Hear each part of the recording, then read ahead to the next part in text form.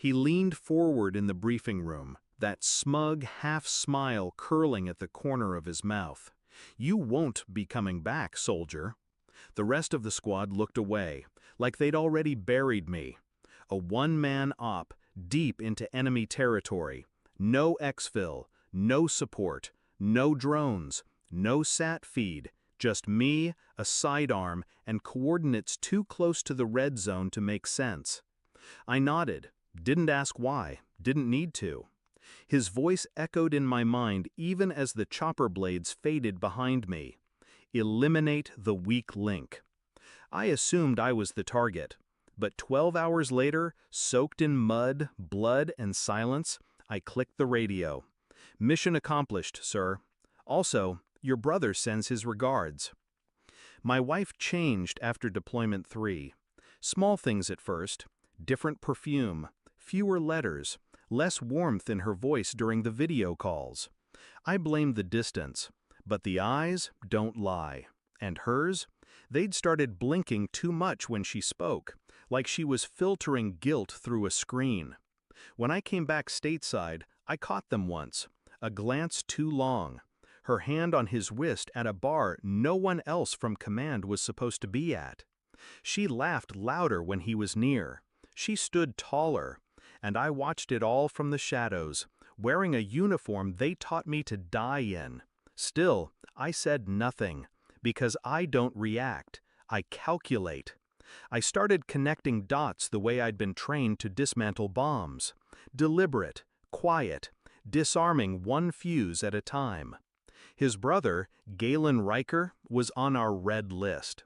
Former Allied intel, defected, vanished into enemy ranks.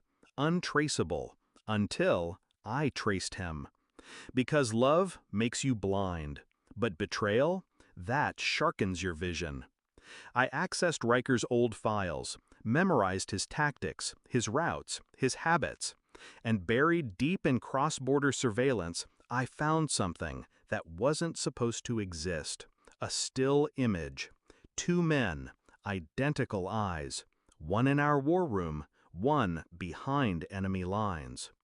My commanding officer and his ghost. They weren't enemies, they were family, and I was the cleanup crew. They sent me straight to where Galen had been seen last, expecting a bullet to the head or a shallow grave. Instead, I found the bastards sitting in a crumbling estate they'd called a forward base, alone, unarmed, waiting. "You're early," he said, pouring whiskey. "I tied him up anyway. He didn't resist. You figured it out, huh?" I didn't answer, didn't need to. He smiled the same crooked way his brother did. "Your wife sends her love, by the way. They were planning your funeral next week." My silence cut deeper than any threat. I let him talk, let him confess, let the mic in my vest record every last betrayal. Then I radioed in. Let the words hang heavy. "Mission accomplished, sir." Pause. "Also, your brother sends his regards." They didn't expect me to walk back into base, didn't expect me alive, and definitely didn't expect Riker with me, hooded, gagged, and bleeding, but breathing. The look on my CO's face was theater, but I didn't blank, didn't break. I dropped Riker at his feet. "Care to explain to command why you sent me to assassinate your own brother?" Silence. Then denial. Predictable. Loud. So I pulled the flash drive from my vest, dropped it on the floor beside Riker like a grenade.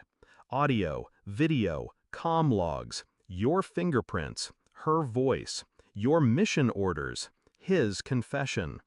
He tried to speak. I raised a hand. "You already buried yourself." Then I turned to her, my wife, standing at the edge of the hangar, eyes wide, face pale. I didn't speak, I just walked past her. Her silence was the last lie I needed to hear.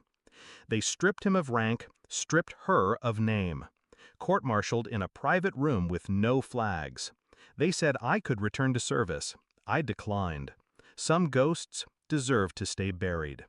I don't hate them anymore. Hate implies emotion. I'm done feeling.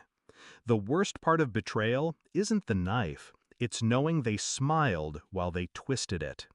But I'm still standing because I wasn't the weak link.